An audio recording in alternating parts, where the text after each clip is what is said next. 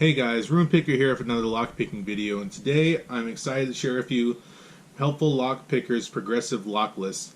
This has been a goal of mine for quite a long time, and now that we finally achieved it, we can go ahead and get this on camera. When I first started lockpicking, this was something that I was really excited to do, and I think right about around the 9/11 is when I decided, yeah, this is something I really enjoy. Let me see how far we can take this. And so today we're going to go through each of the locks, kind of do an analysis of them. I have keys for all of them except for this 410 Loto, unfortunately. This one was given to me by a friend. But regardless, we'll see if we can get these all open. The only one in question might be this Abyss. This one's a pretty difficult pick. We'll see how long it takes us. We might just do a review on this one. But let's get started. So starting off at level 1, we have the standard acrylic padded lock. You can also, for level 1, do a cutaway lock, but this is what I ordered. You can see the biting, it's pretty all uniform, so like for a beginner it's good. You can see what you're doing and you can do zipping, raking, rocking. I typically like to rock this open because of the large keyway. I use a Z-bar, so let's go ahead and do that. And one of the things I like to do before I start working on my locks is I go through all these locks and I go up this list. This is kind of like my warm-up. I can start here and at the Abyss, and then for a cool down I'll probably start around the American 1100 or the Loto and work my way down. So we rock this open. This is a city rake, 25 thousandths, and this Z-bar. So next we have the master lock number 3. Oh, and before I forget, these are all standard. All the pins in this one is standard. For this one, I like to zip open, and I use my tension bar, and I kind of do a modified bottom of the keyway. Instead of doing the traditional like this, I put the Z-bar up this way. And so what I'll do is I'll take my standard hook in 20 thousandths from Peterson, and I'll just zip this open.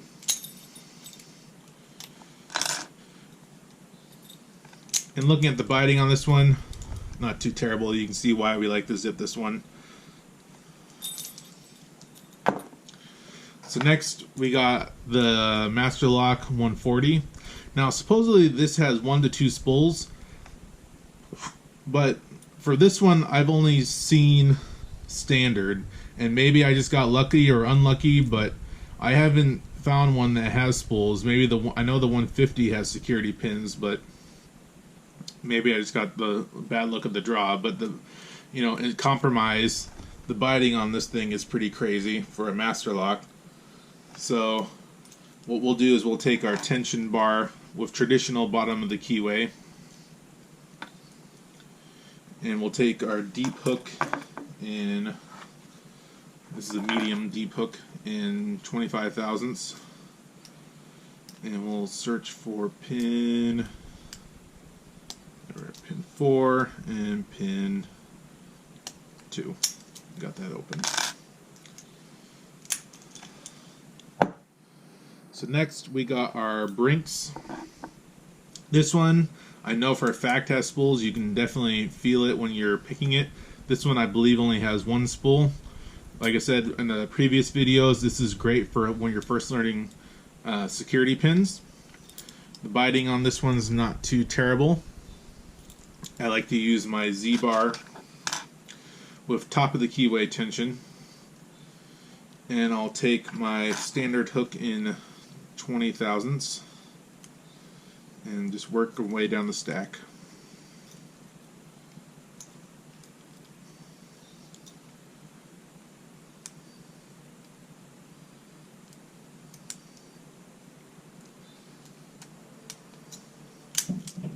We got that open. So next we got the Master Lock 570. So between this Brinks to this Master Lock, so level 4 to level 5. Let's see, level 4 to level 5. For me personally, this was a big jump. This one took me a long time to pick. And I found for this one, and it may be, like I said, my picking style or maybe the biting on the lock, because the keyway is not too terrible. It's just a reverse Master Lock keyway. But it is a dead core.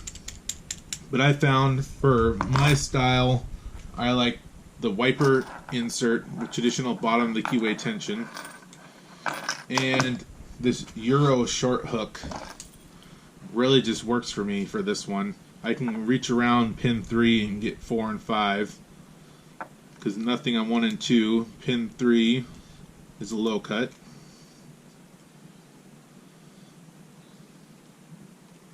Oops.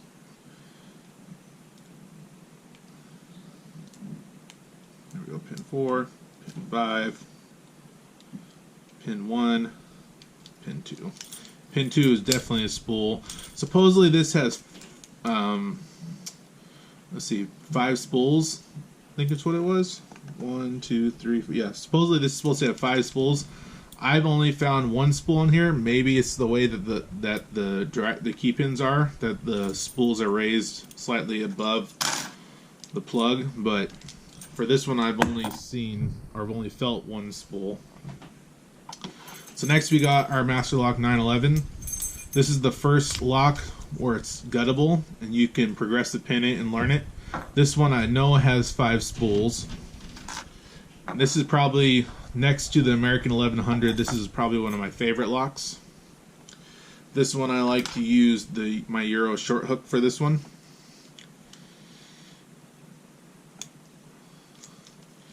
And sometimes, there we go.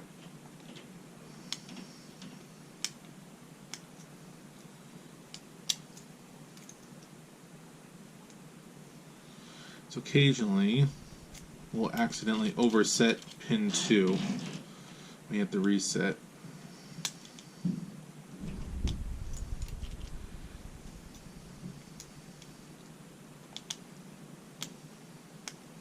There we go. There's our false set. There we go. Now we got it open. So this one's, I think, is probably really, in my opinion, really fun to pick. The biting on this one's not too terrible. So you can see on the pin 2, see how low it is. You gotta reach around it. Surprisingly, like I said, I like to use my Euro short hook and it just seems to work even though that pin's really low. So next we got the level 7. This is the Commando Marine brass, and the biting on this one, you can see we only need to touch 2, 3, and 4. But this has 10 security pins in it. Mixture of serrated and serrated spools. You can use my Euro short hook or the standard hook or even my standard hook in 18 thousandths. They all seem to work as long as you angle the hook into the keyway. Let me give you a shot at the keyway real quick before I begin. You can see how kind of crazy it looks. So we'll get that open.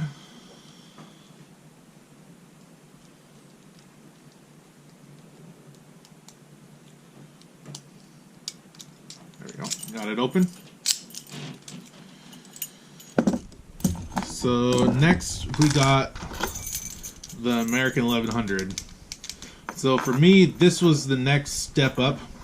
So between the level 7 to level 8, this one took me probably a solid like a week and a half, 2 weeks, and that was just brute forcing it, and eventually my friend suggested I progressive pin it, and that by the next day after progressing pin it, I got it easily, like every time. So progressive pinning is definitely a very valuable learning tool. I like to use traditional bottom of the keyway tension for this 1100. You can see the biting on it. It's pretty crazy looking. So I actually found that I have to use 3 different hooks. Let me get the other hook out. So I use my medium deep hook starting off for pin 1, 2, and 3. Now I'll get our false set. Then I use my Euro short hook to lift up pin 5.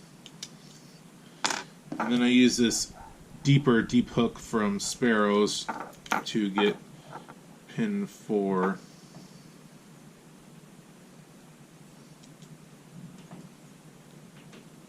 If I can get it around there. Come on.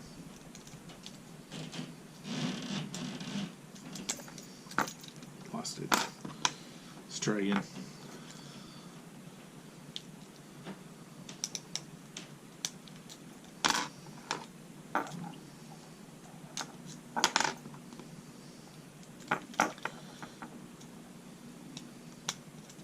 Come on. Sometimes this thing gets a little camera shy.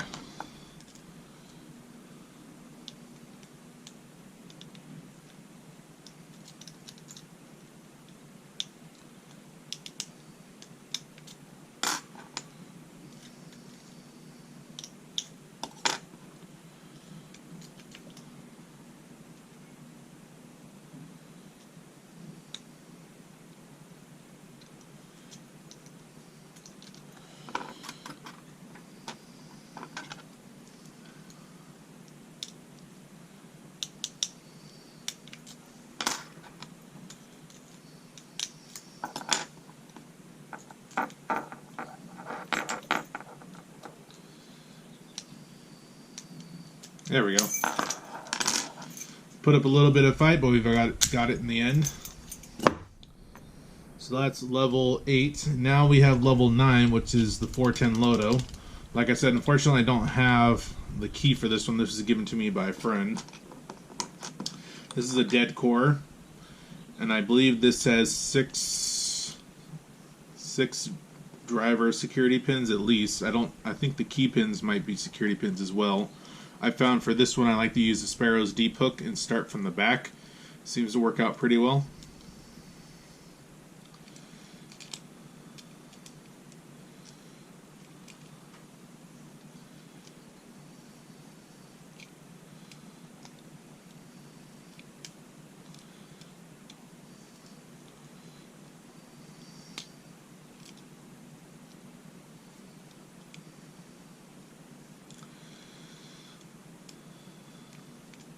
So what makes this one tricky is the fact that you have a lot of spools in here on a dead core, and you have a pretty tight keyway. And this last one in the back, if I can get it, there you go. Tension bar fell out, but we still got it. The last one in the back is a spool. And with the Sparrow being kind of flimsy, it's hard to just get some oomph on it.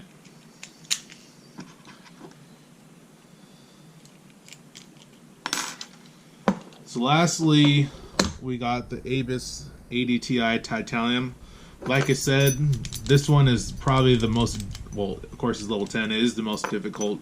So we're going to try to get this open if it doesn't take us forever. But the goal is top of the keyway tension with the tension bar. And because the tolerances are so tight in this, you have to really control your tension. And we're going to use our standard hook in 20 thousandths.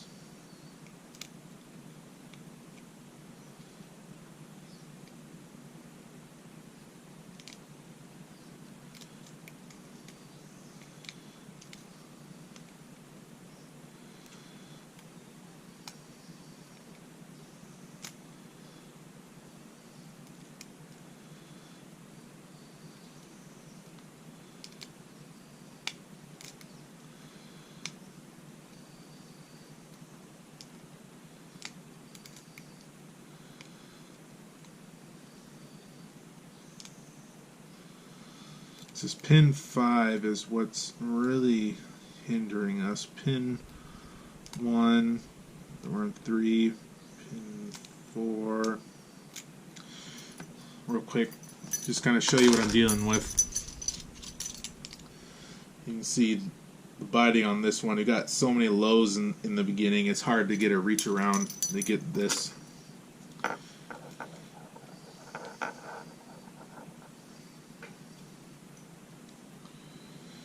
This one.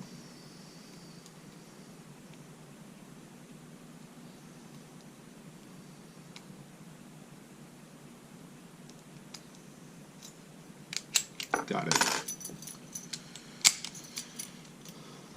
This one, like I said, is probably the hardest one out of them, obviously because of the tolerances and it's level 10. But this is what I do when I first start, like when I go into my medicos and my abloys and other like higher level locks. I start here, work my way to the ABIS, and then from there, when I'm done at the end of the night, decompress, I work my way from the ABIS back down to here. It's nice to end with something you can just kind of manhandle, you know. Well, other than that, that's all I got for you today. Thank you for watching. If you leave a like, comment, and subscribe, that'd be much appreciated, and have a wonderful day.